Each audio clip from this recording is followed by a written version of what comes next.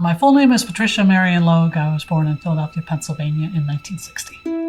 My partner, Marcia Beth, and I have been together for 12 years, and I decided that I loved this person enough that whether we had children or not, I really wanted to be with her. And we had a commitment ceremony, and not long after that, she said, I decided that I want to have children, and I'm like, really?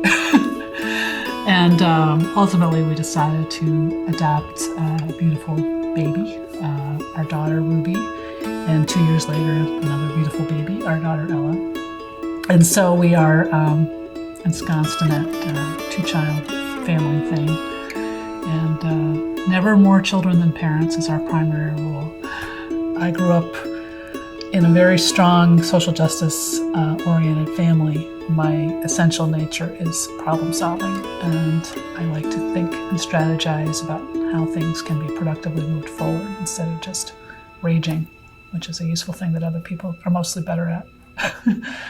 Pat Logue was a brilliant, hardworking, serious person who cared about justice. She was very funny, very soft-spoken. She didn't take up a lot of space in the room, but when she spoke, everybody listened. I would say that she was passionate, she was empathetic, she was kind, she was humorous, she was inspiring, and she was a mentor. She was an incredible writer and a visionary, and she knew how to tell a person's story in the most succinct and powerful way possible. Legal stuff has always been intellectually interesting to me, and that with my training as a mediator and my various life experiences, I'm just sort of suited to have perspective on it. And I do have both legal perspective and personal perspective, so that I think that I have more resilience than some people may bring. Maybe because, anger is not my first response to everything. But I think it's appropriate. I'm proudest, of course, I guess, of our Supreme Court victory in Lawrence versus Texas, because it was such a sea change in our legal history, and because it was such a difficult case to work on. It was the Texas case that went to the Supreme Court and that led to the overturning of sodomy laws all across the United States. Pat was the absolutely essential part of that team all the way through the briefing process, eventually the argument preparation process. That's the part I remember her most vividly being involved in, but she was there throughout.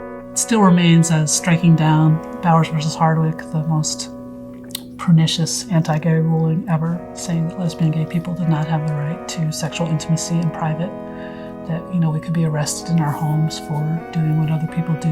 That is set aside, and that alone is just a huge step forward.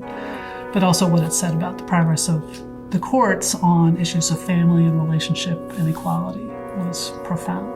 Pat was a visionary in many respects. She fundamentally believed in the right to due process under the law. And again, she brought cases that many people thought could never win, and she won them. And those cases turned the tide for the entire country. So you had Jamie DeBusney come later as I think 20-year-old, challenging the right of his school to not protect him from harassment and harm. The DeBusney case was about the duty of schools to protect openly gay students or students who were being harassed because people presumed they were gay.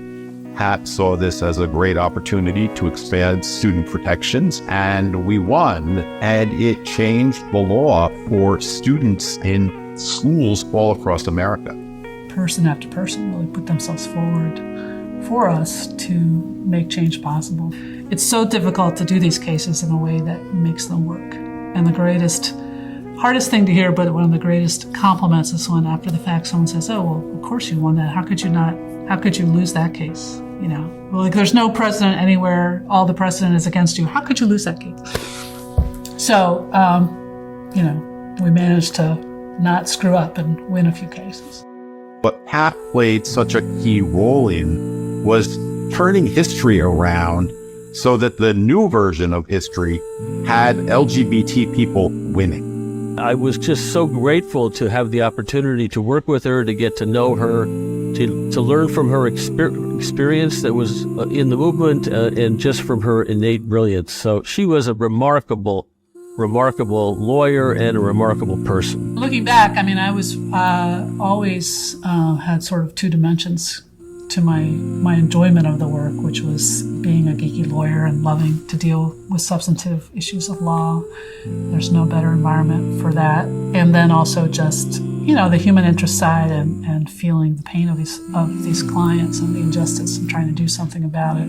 I was privileged and honored to work with Pat and to make change in ways that I had not even imagined. And now I live those changes. You are living within the realm of what she helped create. And a lot of my own personal satisfaction came in dealing with people that weren't really on the radar. The mother in Michigan who's losing her children, and the guy in Ohio who's been sent packing by the courts, and these sort of off the radar intake cases where you're offering something to someone that they have never had before, which is help. And you're able to do a few things to enable them to help themselves or to really make a difference. And it keeps you, instead of being just an ivory tower lawyer, really understanding what's going on in the community and what the consistent needs of the community were. Pat Logue litigated path-breaking cases, landmarks, and yet at the same time, she was humble.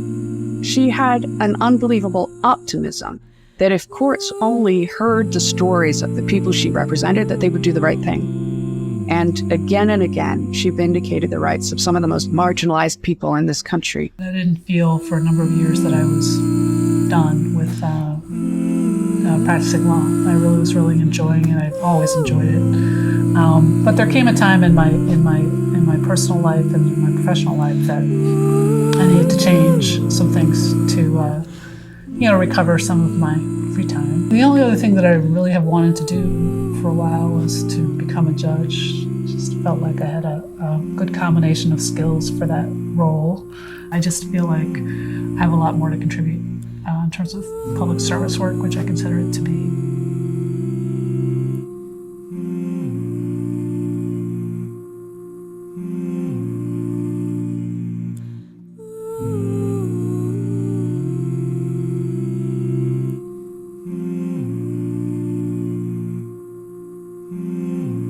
You just felt like you were paying back the community for what it's done. I've had the advantage of a national perspective, so that's why sometimes in Chicago I can't get as worked up about some things that are oppressive here as compared to Southern Alabama or something. You have to have perspective about how far we've come and how far ahead Chicago is from some of the other places. I can never get over how many people come and watch the Gay Pride Parade, and it's not just because there's drama and drag queens and everything that's fun, but it's it just means that they feel safe being there. They feel safe being associated being there. It's fun, more and more children being brought to watch as just a normalized part of life. Well, the arc of justice is definitely, what's that phrase? It's in our favor.